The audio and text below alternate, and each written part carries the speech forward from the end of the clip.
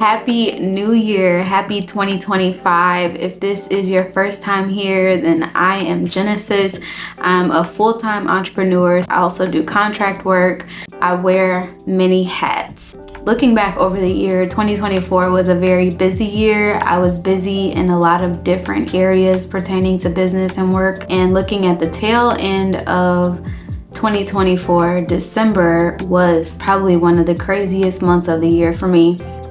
The purpose of this video is to, number one, pick up where I left off in my last vlog, but honestly with a different spin. I wanted to come on in a talking head style and kind of walk you guys through the week to show that entrepreneurship is not something that is linear. In this video, I'm pretty much going to take you through not a full week, it's pretty much like a half of a week, where you get to see some of the different hats that I wear. You guys already have seen me do a photo shoot at this point. We did that in a previous vlog. So this week is from a span of, I want to say, Wednesday to a Friday. So that's only 3 days, but it'll give you a nice sampling of what you didn't see in the previous vlog. And so jumping right in, on Wednesday, this was 2 weeks before Christmas and then about 2 weeks after Thanksgiving. So jumping right into the video, the highlight of Wednesday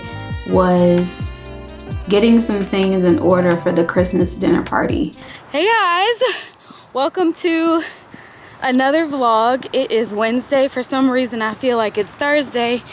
That's just the kind of week that it's been. I am headed to a meeting at the church for the Christmas dinner party that I was telling you guys about. I'm out of breath. I'm out of breath, y'all. I'm late, so meeting is supposed to be at 12:30. It's hair in my mouth. Hold on. Okay, the meeting is at 12:30. We literally only have 30 minutes because our pastor has a meeting at 1. So I'm running late, so I'll see you guys when I get there. So I had a meeting with 2 of the leaders on staff at church.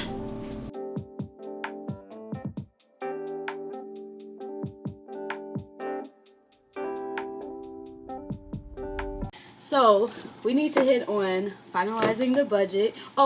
Biggest thing is, are we gonna have it in the activity center, or are we gonna plan to have it in the sanctuary? I briefly talked to Bob. Okay. And I know what your thoughts are, but I'd say we keep it in there. And I would say this, like even with the piano in there, like I'm thinking I'd like to have that, like that's part of the agenda for what we do actually in the dinner. I think we should plan for at least 160. Okay, what can Bob said, and I asked him for numbers, he said we could fit 20 tables with 7 people around it in there. How much is that? That's 140 in just in there, but that was his estimate.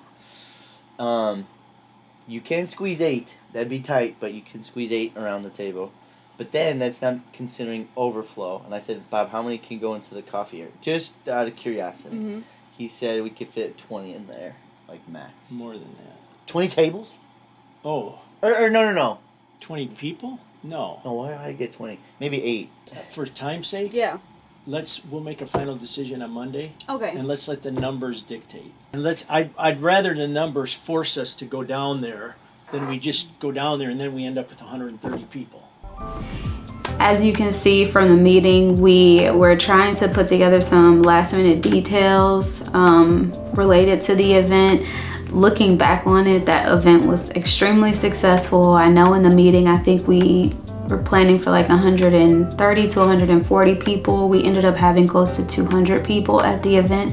And so it was really big. I wish I had more footage from the actual event to show you guys, but I'm just gonna say, if you're event coordinating, it's hard to event coordinate and create content at the same time. I will say that. So I'm so sorry that I don't have, a lot of that on video. I wish I did, but I don't. But following that meeting, I switched gears and I went right back into finishing shipping orders for my skincare business. At this time, we were still trying to catch up with the Black Friday rush. I literally had no time.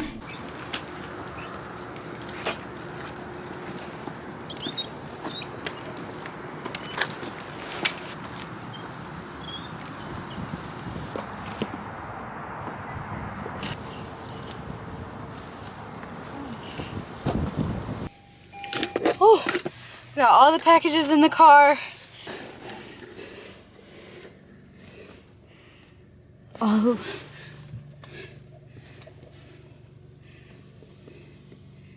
Oh gosh.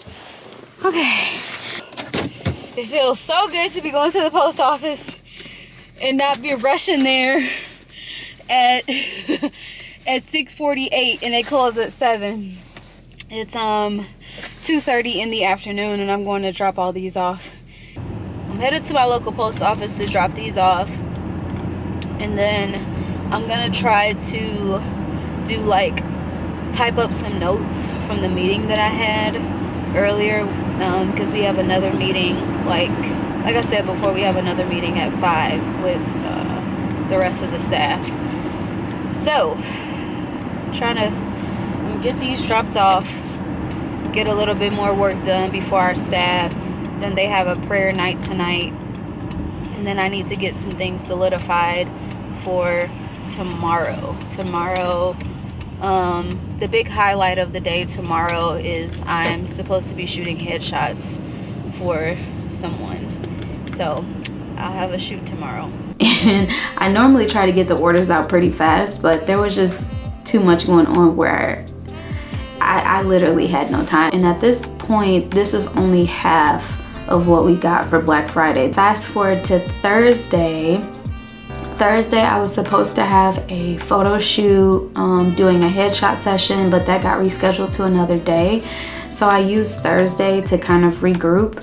One thing with entrepreneurship, when things shift and change, it impacts your ability to be flexible. A question that I get often is, how do I prioritize my time, and how do I know what to focus on and what I should not focus on? And I told one of my friends that I get up in the morning and I ask the Lord to lead and guide my day. And so for Thursday, I had a photo shoot scheduled, but we ended up rescheduling it to another week. And that worked out in my favor because it gave me time to regroup and catch up on some things that I really needed to catch up on, i.e. the orders. I just finished eating, but we got some jars in, so we're able to finish off a few orders. Came in the kitchen and look who was up in here mixing product. Stir it in a circle. Y'all see her little apron? Grace, No. you don't like making products? You like stirring? What? I like stirring. I don't even know what she just said. We're gonna finish this on up.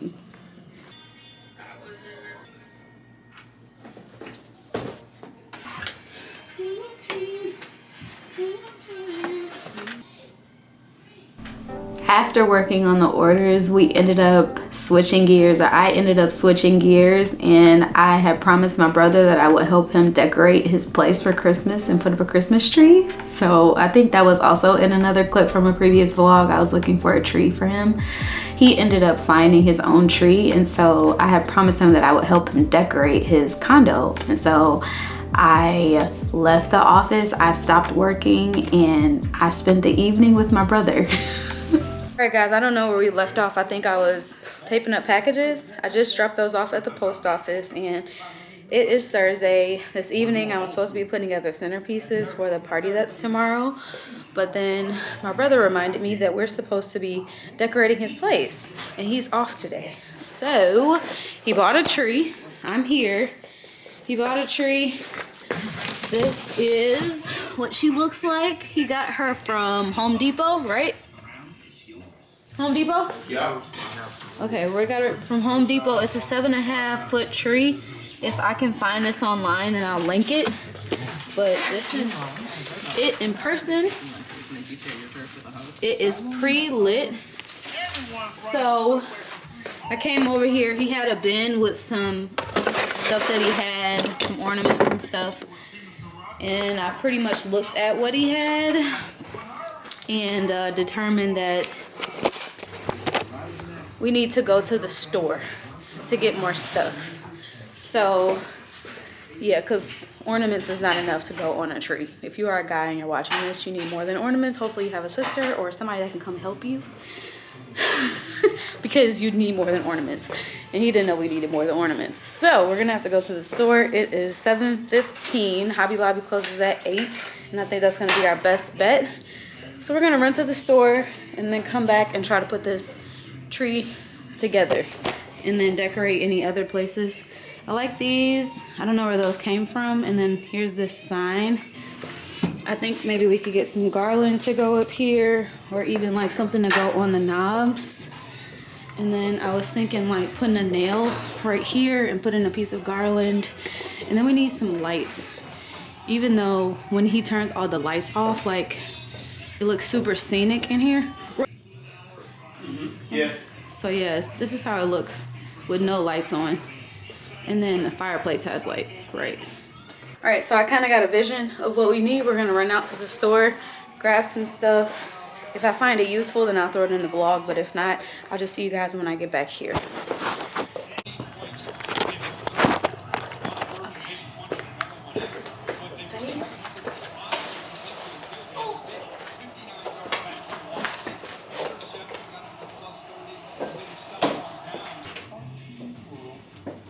Are you supposed to take that off? Wait. Wait.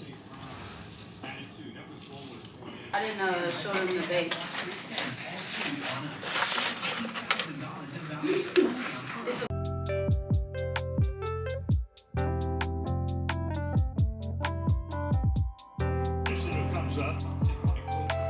As we just wrapped up doing the tree and decorating his place a little bit, it is not completely done, but for the most part it's done. It's now midnight. So let me go in and show you what we have done so far. This is the final look of the tree. We worked in the plaid, the gold, the black, some of those ornaments with extra detail, and then I even got a ornament cluster in here. My favorite is probably these huge black velvet ornaments, but we still have to get a tree topper, probably get a bow. But this is what it looks like. Hey guys, so welcome to another Vlogmas. I am currently en route to set up for Peter's 40th surprise birthday party. I have to make a stop at Ulta because I am out of setting powder. You know, here, go here and here. I'm out of setting powder and I forgot that I was out, and so on my way here, sometimes I listen to the Bible on audio. Sometimes I prefer to read my physical Bible. Sometimes I prefer to listen to it via audio. But when like this morning, I didn't get a chance to read. And so I've been playing it like throughout the day as I've been driving. And I am currently reading in Judges. I'm not sure if I've mentioned this on my channel, but this year I committed to reading through the entire Bible from cover to cover. It was something that was prompted to me like by God at the end of last year. I felt like that was something that he wanted me to do, and the plan is for me to do like a future video on this and go in depth about that entire experience. So yeah, I basically just felt like the Lord wanted me to read through the Bible cover to cover. And so that was something that was a priority for me this year. And I started in Genesis in January and then made it all the way through to Revelation and actually finished reading in September. But I'm currently going back through the Bible again. just because it's so good. I realized how good it is. But anyway, as I was driving, I was listening to Judges 4, but really, like, it stopped me when I got to Judges 3. I don't know if you guys are reading the Bible, but if you are, you start to notice a pattern in the Old Testament with the Israelites where God delivers them and then they go into sin and then they rebel, or they start worshiping some other god, and then something else happens and then God has to come and save them, and it's just a repetitive pattern that happens over and over and over again. This time, as I was reading it through, I realized how in the Old Testament you see God using different people, whether it's a prophet or a person, or in this case it's a judge, and he sends his spirit, or he speaks to this person to use them as a person of influence or as a deliverer. And I think about how in the Old Testament every plan, in a sense, I won't say exactly, but every plan in a sense failed. But we basically saw hints of Jesus. Like, even though Jesus, we don't realize, or we don't see Jesus coming in fleshly form until we get to the New Testament, we've experienced him in different ways, even in the Old Testament. And I just think about how in Judges it talks about God raising up a deliverer, and then this person dies, and then he raises up another one to help save the children of Israel, and then something happens with that one, then he raises up another, and you see this pattern of something happening with his children, and then him choosing to raise up a deliverer. And what a coincidence that there's a parallel to that when we think about Jesus and us, like us being his children and God raising up a deliverer to save his children. And so that just hit me this time, and it did hit me that way when I read it before.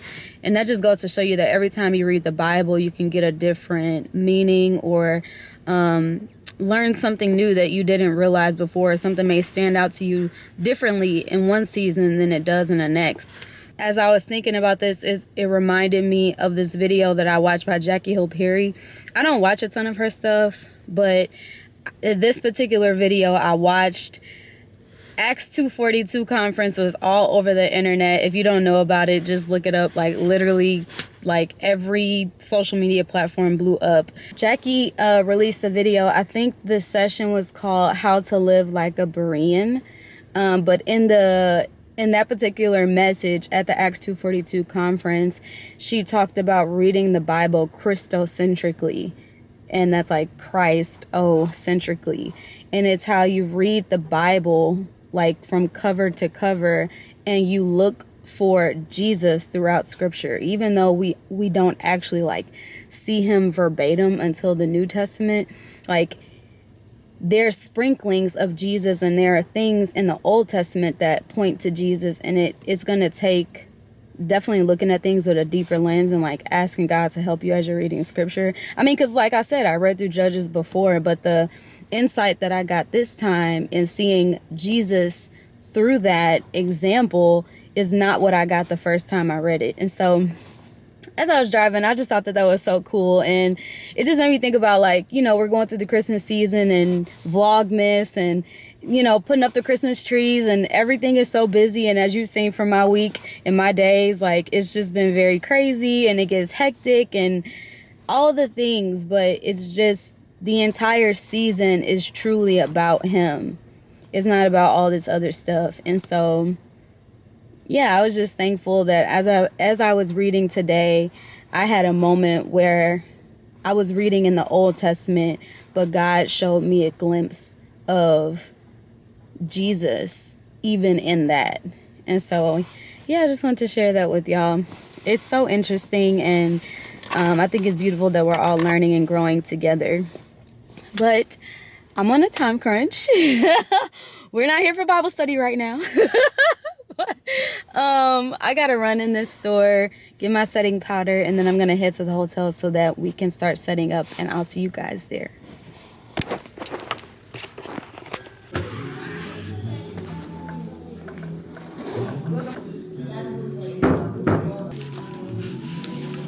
Hey, how are you? Intro table. And then this is like Peter through the years. I said it looks like a museum, but these are all his pictures through the years. Say hey, Em. Hey!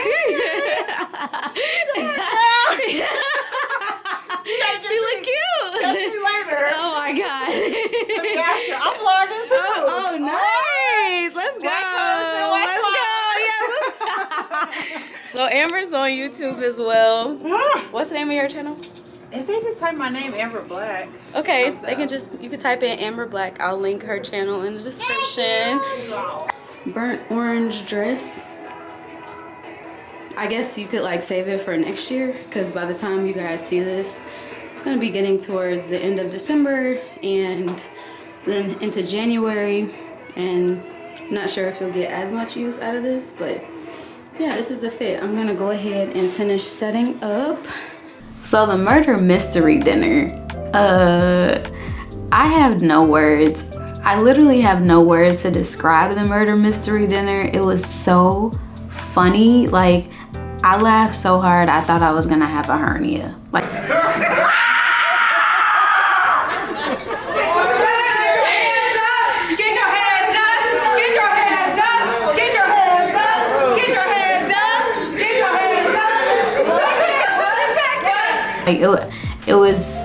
it was like corny but funny at the same time. But you know, you can kind of see some of the foolery that happened that night. We had a great time celebrating Peter's 40th, and it was just a great way to wrap up the week.